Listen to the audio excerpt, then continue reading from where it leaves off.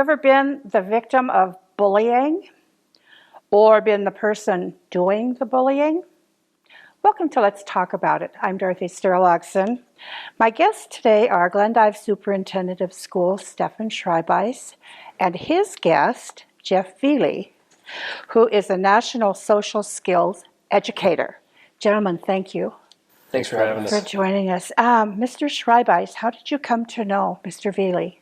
Well, it's a kind of a long story, but pretty quickly. This is something I'm really passionate about, a topic that I've been passionate about ever since I got into administration when I was in Nevada. And I taught social skills to kids to kind of help cope through situations where they felt like they were being bullied. And so I have some pretty specific things that I think is important when talking about that context. And so after I became superintendent, Mark Goyette, our middle school principal, asked if we could have some guy named Jeff Veley come for a bullying assembly. And I told him, I said, it's got to be pretty specific. There's got to be certain things that we're trying to empower kids and so forth. And he said, no, I think it's going to be good. And so I looked at his website and I was like, yeah, it looks pretty good. We'll try him out. And so we called him, got him here. And in his assembly, I was like, yes, this is exactly what we need for our kids. And so we've, with anything, it's not just about doing one thing. If you do it once, that doesn't mean people are going to get it. So we've been trying to make this something that is ingrained in our district. And so we've had him back multiple times now. And so, but yeah, he's great at what he does, and we're really blessed to have him in our district, helping us. And in our district, Mr. Schreibeis, is there a class for social skills? So we don't have a class. We do a lot of different programs to kind of help our kids. Our counselors will go into the classrooms, or they'll meet with kids one-on-one.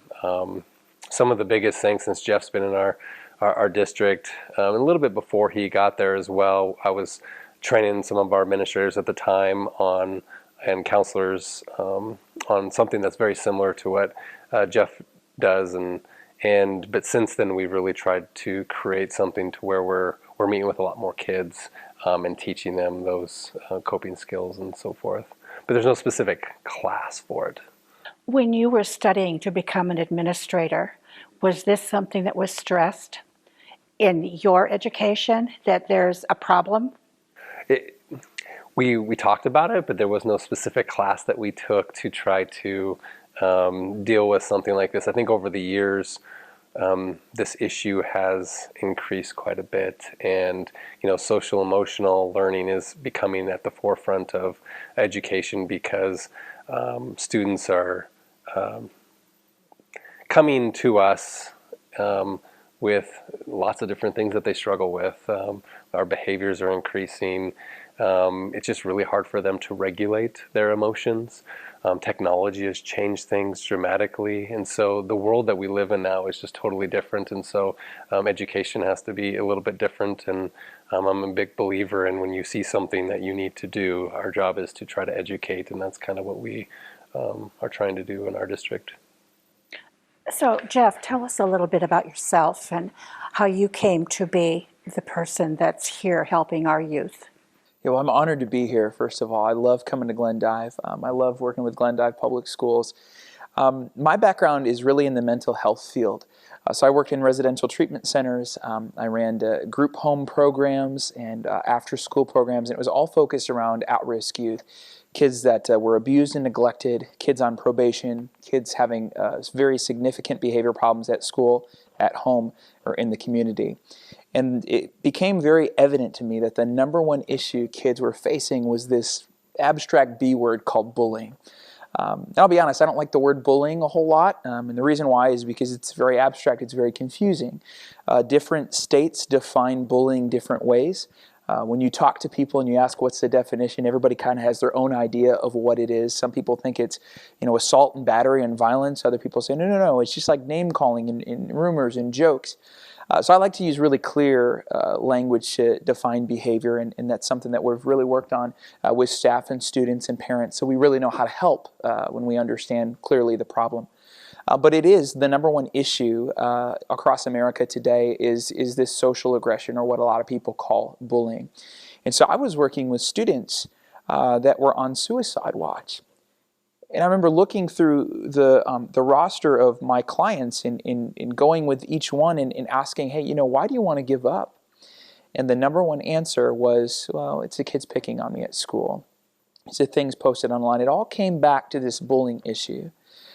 And I remember my coworker and I said, if we don't figure out how to solve this, these kids are going to come through this program like a revolving door, and that's exactly what happened. And so we became so focused, maybe a little unhealthy, we became obsessed to try to figure out how to solve this problem, staying up late at night, researching, traveling to conferences, and we found the solution, and we said we want to share this far and wide. And so we started going into schools, and it grew bigger than we ever could have imagined. I've had a chance to share this with over 1 million people today, and we still get calls all the time from schools, from parents, from students even will message me online and say, I need help learning how to solve this. Will you help me? And so I'm just here answering that call, and glad to partner with a district that really wants to do that well and do that consistently for the long term. Who all have you talked with, groups of people in Glendive? In Glendive, we've really reached kind of everyone across the board. So we've done assemblies for students. Every time I'm in town, we offer parent training. We had two actually during this visit while I'm here, and then also staff training. Really focused. We've done day-long trainings. We've also done some sort of really focused, like 1-hour sessions or couple-hour sessions, certifying staff at Glendive to recognize social aggression, help build social skills in students, build up their emotional resilience, and make sure they understand how to do that at a very high level. We've also invited community members to an initiative that Stephen started called Stronger Together, with the idea that if we can share resources in the community, we're better as a unified front. As they say, it takes a village to raise a child, and so we're saying, hey, as a village, let's do this together. So where do we start, Stephen? Where do we start? As a community. It's a tough thing because, a lot of people, when I hear people talk about bullying as a district's problem, it's a high school, middle school problem. And unfortunately, it's not. It's a human problem. This doesn't end. I mean, you can look at anywhere across the world. You can look at social media. I mean, you can look at Dawson Discussion here in Glendive and see that this is not a high school, middle school problem or even elementary. I mean, this is a human problem. And, it's something that I said earlier that I'm very passionate about, because when you look at what the word bullying does with people and how it affects people, it's a big deal. It's a really big deal. And, one of the things that we're trying to do in our district is to create an environment where students and staff love coming to. And so when you have that as your goal, and you have this thing that makes it to where people will withdraw, they don't want to come to school because of someone picking on them or whatever. It's a big deal, and it's not something you change overnight. I mean, where do you start? I mean, one step at a time, I mean, is really what it is, because it's a really big thing. And there's that adage that says, how do you eat an elephant, one bite at a time, and it truly is something like that. And so what we're trying to do is we're trying to create a structure, a framework around this concept. So this is, in a sense, every piece of this is hit. I mean, we didn't want to just do assemblies. Assemblies are nice. We can get information to people, but without putting it into action and actually training people, and where it's a common language, it's within everything that we do. It's not as effective. And so we've been trying to build this for the last 2.5 years now. Really trying to put things in place. We're not where we want to be by any means, but we are a lot further along than we were 2.5 years ago in our district with having this framework. Because really what it comes down to is, what would a district look like if the golden rule was the lifeblood? And truly, when you're looking at social aggression, that's the best way to combat it. And that's something that he has packaged together really nicely in a way to where we can train our students, we can train our staff, we can train our parents, we can train our community. Like tonight we're having another Stronger Together community training where we're inviting anybody, but we've personally reached out to all of our mental health providers because we feel like anybody working with kids, if we can talk the same language and we can, really give them the coping skills to deal with this, because truly bullying only becomes bullying when it's them. If it bothers them, that's when it does. Many people have had people be mean to them and they just wash it off. It's no big deal. Well, they've made that decision. So how you deal with it is vitally important. And we have something that we got from Jeff is, this concept of treating everyone like an apple but being a coconut. And really what that means is it's a really cool concept, but when you drop an apple, it looks good on the outside, but on the inside it's all bruised up. And so words matter. And so we try to teach everyone that words matter and they can hurt people because we don't know how they're going to take it. And so even though they might look okay on the outside, they might be hurting on the inside.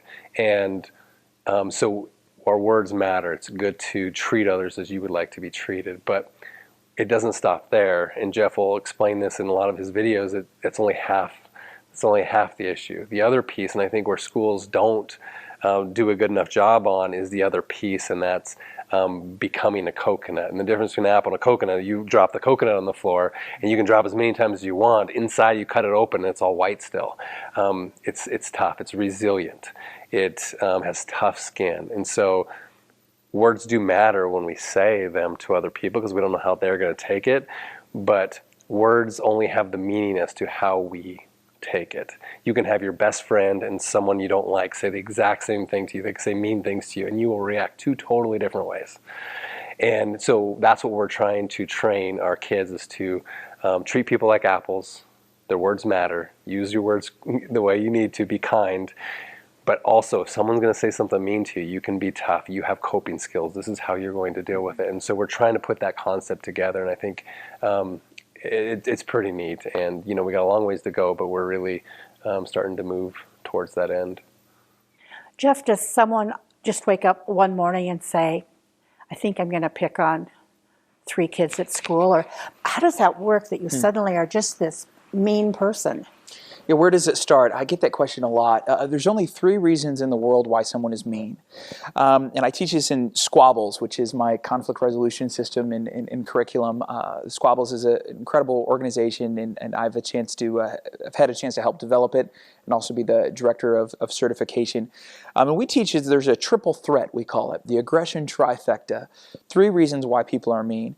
There's one person, they want to bother you. Their goal is to drive you crazy. What's their motivation? What do they want? They want control.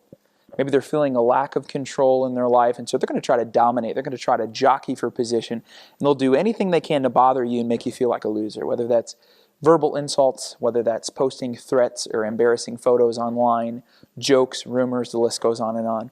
Then we got another person. They don't want to bother you. They want to joke with you. But bad news is you're the butt of the joke. So they're always trying to, maybe say a your mama joke. We hear this a lot at middle schools, high schools, right? Or maybe they're just making fun of the way you look, your clothes. It's an elementary student pointing out, someone's shirt is ugly. So their goal isn't necessarily to hurt you, but it's to make other people laugh. They're the class clown, if you will. And then we've got that last person, and this third and final one, and they don't want to bother you, they don't want to joke with you, but they want to hurt you. Why? Because they feel hurt by you. They feel like a victim. So we've got bothering, we've got joking, and we've got hurting. And the one that parents are concerned about the most when I talk to them are bothering, right? They see that as the bully, the person trying to insult you, the person trying to spread rumors, mess with you online. But the person we need to truly be afraid of is that person who feels like a victim. You say, well, why? Victims aren't dangerous. And I would say I disagree. If we look at someone who wants to hurt themselves or someone who wants to hurt others, if we look at every school shooting throughout history, we'll see that it was someone that was hurting. And it's that old phrase we've all heard that hurting people hurt people.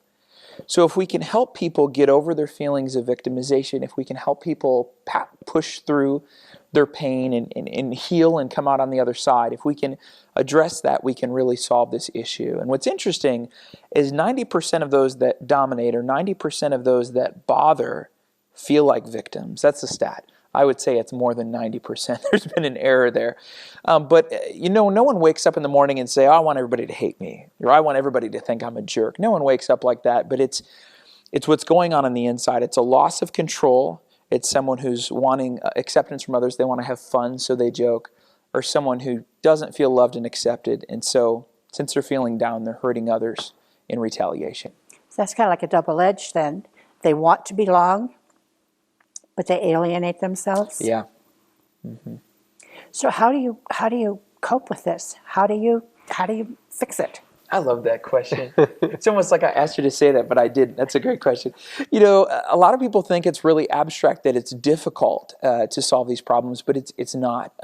What I love to teach students is the peace sign. And if you go to Glendive Public Schools, you'll find every school there's a poster of a peace sign. And this is the basic foundation where I teach if that person's joking with you, if they're bothering you, or if they're trying to hurt you, they have one main goal, and that's to make you upset. If you get upset, you lose and they win. You feel powerless, they feel powerful. You feel like a loser, they feel like a winner. So how do you deal with this? Well, don't get upset. Don't give them what they want. And don't treat them like an enemy. That's what they expect. Instead, treat them like a friend. Now you might say, Jeff, this does not sound easy. But with practice, any kid can do it. Logically, it's very simple, right? They want one thing. You're not going to give them what they want because it's going to make you feel like a loser. They win. They have power over you now. Bullying, by definition, is an imbalance of power. Someone wants to have power over you. They want to see you lose. They want to win. They'll do whatever they can to drive you crazy.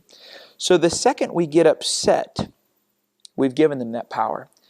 So programs across the country have tried for the last 20 years, since 1999, to say, hey, no, we got to, bullies aren't cool, kick them out of school, like we got to deal with this kid. But in the meantime, I say, well, what about this kid? Because I was the kid who was picked on at school. I was the kid who was abused at home. And I say, you know what? I wish someone would have empowered me. And if we empower the victim, now our conflict's solved. We no longer have an imbalance of power. Bullying can't occur. So I teach someone, if someone wants to make you the butt of their joke, laugh at the joke. You could say, you should be a comedian. It makes you look strong and powerful, even if you don't feel very strong. And an emotionally healthy person can take and make a joke about themselves. I say, if someone's trying to bother you, be as unfazed, be as careless as you could about their bothering. Show them that it's impossible to bother you. You're just the coolest cat in town. You're not going to let it bother you. You say, well, how do I do that, Mr. Jeff? I say, well, you might say, Jeff, you're a loser. And I say, so? I don't like you. Okay. We can have these simple one-word responses, and I teach this to little kids all the time. They don't know what to say back. They get so worried. I say, just say so. Nothing can beat the word so. And if someone's trying to hurt you, if they feel hurt by you, and they're trying to hurt you back, say, are you mad at me? Oh, well, I'm sorry for that. Sort of fill in the blank. If there's something where you can take personal responsibility, they're going to have a very hard time staying mad at you if you're genuinely sorry. So someone's joking, we say, haha, we laugh it off. If someone's bothering, we can say so, show them that we're unfazed. And if they're hurting, and we say, I'm sorry you feel that way. I don't want any problems between us. And we're teaching kids conflict resolution skills. So when that's a verbal exchange, what if it becomes a physical exchange? Mm-hmm. Does that lead ever to physical if they can't get to you verbally? Most kids don't want a physical level where they can really get in trouble, because they realize that if they fight, police might get called, they're going to get suspended from school. They don't necessarily want it to go to that level most of the time because they don't want to get in trouble. Of course, some kids will try it. But most things start on what I call the squabble level, which is why I use this term squabbles. What is a squabble? By definition, it's a petty argument that can get out of control if it's not, as my grandma would say, if it's not nipped in the bud. So the idea is to help kids solve it while it's on a verbal level before it escalates. And when things go physical, there's sort of two different kinds of physical behavior. There's behaviors that are annoying, such as poking, pushing, shoving. Those are things that are annoying, but they're not painful. They don't cause objective harm. And then there's things like assault and battery or touching someone inappropriately. These things that clearly have crossed a line, they're criminal behavior. So I really encourage schools, and I encourage parents, if your kid if they're being subject to pain, if someone's, committing a criminal offense where they're being assaulted, we need to they should get upset about that. We should help our kids be safe. Maybe the police do need to be called, and there needs to be a very serious conversation with an administrator to make sure they're safe in that environment. But if it's a pushing or shoving or poking, they're probably just trying to get a rise out of your kid. So if they can learn to kind of shrug it off or move on or ask the question, are you mad at me? We might be able to resolve that conflict before it escalates. Do you find that most children especially younger children, are apt to tell their parents that this situation is happening to them? It really depends on the kid. I would say younger students are a lot more willing often to talk about it than older students. As we get older, we try to be more independent, and sometimes that means when we don't know how to solve something, rather than seeking help, we sort of isolate. We have that desire to figure it out on our own. A statistic about cyberbullying that I think is always alarming is 75% of teens are picked on online. Only 1 in 10 tell their parents. So a lot of times parents will come to me and they'll attend a session and they'll say, hey Jeff, my kid's not getting picked on online. I say, well, believe it or not, statistically, you're more likely to not know than to be aware of it. And so that's why I love teaching kids how to solve their own social problem, not teaching them just how to report it and run down to the superintendent's or principal's office or counselor. We want kids to seek help. But a kid who's really resilient, a kid who's really confident, a kid who's really successful, they say, I know how to solve my own social problem. I can take and make a joke about myself. I'm emotionally strong. I don't live for the approval of others, but I'm happy with the few friends that I have and a few folks that appreciate me. These are sort of resilient statements that we can use to help kids self-assess. Go a little deeper into cyberbullying. Why? Is it that the bully feels anonymous more? Well, I think we're all a little braver behind our devices than we are in person. We say things in texts and emails and on social media platforms. We would never say that to somebody's face, because the reality is social media does a couple different things, right? It sort of gives this boldness that sometimes is unhealthy. But at the same time, we also remove body language. Anytime we're using technology, the majority of, I think it's like 80-some%, right? The majority of the way we communicate is body language. It's not verbally. And when we're behind a screen or device, that's removed. So we're not able to pick up on the same social cues as we would when we're in person.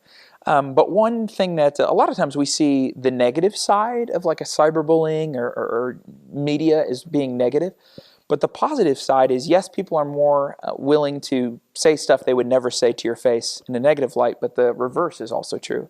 People are more likely to stand up for someone online and do the right thing than they would in person, because holding someone accountable online is easier than having that conversation face to face. That makes sense. Stephen, do you encourage parents and students to come to you then, or are you trying to equip them to not come to you when there's an issue? That's a great question. The big thing that we're trying to, what we do is educate kids.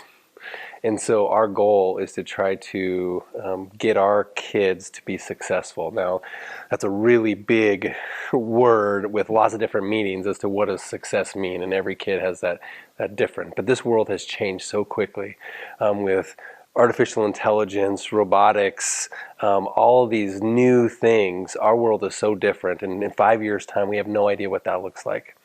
We have no idea. The advances that are happening, I mean, they think even lawyers are going to be obsoleted by artificial intelligence. I mean, these are some of the things that are happening right now, and technology in education is already behind. And when you have this quick turnaround with things, it's even harder to try to equip them. And so when you think of, I mean, it used to be where kids just had to compete against people in their own community. Now, and then it was, when the internet came, it was competing against people all over the world. And now it's competing against everyone all over the world, and artificial intelligence and robotics. And so the world has changed so quickly, so we have to prepare them for what does that success look like. And there's, the human element is never going to be taken over by artificial intelligence, and that becomes our job. Our job is to equip them with these skills. And so And where I was going with that was basically just bringing it back to this: is our job is to equip these kids so they can be successful in life, no matter what happens. So if things change, we don't have any clue what's going to happen in 5 years. They have to be able to be successful. So how are we going to get them to be creative? How are we going to get them to be collaborative? How are we going to get them to do all these different things that they need to be able to adapt? Because really, they have to be able to adapt. It's going to change so quickly. They've got to be able to adapt. So skills are so important. Mm-hmm. I mean, we live in a state where we have the #1 suicide rate in the nation, and we have the #1 increase in suicides in the nation. And, I heard a statistic from Jeff Veley one time, and at our first Stronger Together thing, he told everyone, there was, what's his name, the source of this quote. Renowned, he's a world-renowned therapist, James Lehman. So James Lehman basically said this, I'm paraphrasing here, but less than 20% of suicides are caused by depression. Over basically 80+% of suicides is lack of coping skills. Now, I used to be a math teacher, so I understand how you can look at data and make it look however you want to. And I always give that as a disclaimer because I get that. But this is one statistic that I have latched onto because to me it tells me, hey, we can do something about this. We need to teach our kids coping skills. How do they deal with kids who are being mean to them? How do they create self-confidence? How do you do this? Well, I've just learned over the years since I've been training kids this, that giving them these coping skills to deal with people that are being mean to them, their self-confidence just skyrockets. It is so crazy. I have some really cool stories of situations with kids that just totally transformed their lives just because they had skills and they knew how to use them. And so when it comes to this, I mean, that is what we're trying to do, is trying to give these kids these skills, because I really feel like it is something that's not only going to help them in middle school and high school, it's going to help them their whole life. I mean, I've had to deal with it in my fair share. I mean, I remember one situation when I was an assistant principal, not in this school district. This was a different school district that I had, a person that I was dealing with that was truly bullying me every single day. And it was really difficult, and I had to rely upon the skills I was teaching kids. I got frustrated where I wanted to quit, and I'm not a quitter. And that's where I was mentally. It was just really draining until I finally realized, why am I not using the same stuff I teach kids? And I started to, and it was amazing, the transformation, because it doesn't just change you, it changes the people interacting with you. Because if they're truly trying to gain power over you and you don't give them that, it's not as fun for them anymore. Mm-hmm. And so then they do stop. And so these skills are really important because of a lot of different things, but I think it's one of the most important things that we as a school district can do. Definitely. Jeff, we're about out of time, unfortunately. So next time you're back, we'll plan a little bit better. You have many resources for schools and parents and so forth that can be accessed. Yes. Yeah, I'd love to share that with parents. If you're out there and you're looking for a way, you're a parent or an educator, and you're looking for a way to help build resilience in your kids, I've got a ton of free resources that are available here to Glendive. So I'd encourage parents to go to freebullysolutions.com. There's more information there. You can even download a 9-minute training video where I walk through some of what we were talking about today, and there's games. It's fun. It's not a boring training where we're sitting down. You actually have games you can play with your kids that'll help them grow stronger on the inside and learn some of the valuable skills we've been talking about today. And is he coming back, Stephen? Absolutely. One of the things I'm very passionate about is when you try to do something, you need to continue on doing. Repetition is how you get something from short-term memory to long-term memory. And so having them come back is a really important piece to that. Another resource that parents can go is go talk to your school's principal or counselor. We have business cards that have free resources as well. So some of Jeff's free resources is on there. We have some other stuff that he got for us that is just for our school district that has a parenting, trains parents how to do this, trains students. It's some really good resources. I would love to put it on the website, but it usually costs money to do this, and they've given it to us for free for our parents, and so we put it on a business card so that we could protect the integrity of their program. And so go to your principal or counselor in order to get one of those cards, or the district office has them as well. So Awesome. Thank you both today. My guest today on Let's Talk About It, Glendive Superintendent of Schools, Stephen Schreibeis, and man of knowledge, Jeff Veley. Thank you both. Thank you so for much. sharing this information. And for Let's Talk About It, I'm Dorothy Sturlaugson. Thank you for joining us.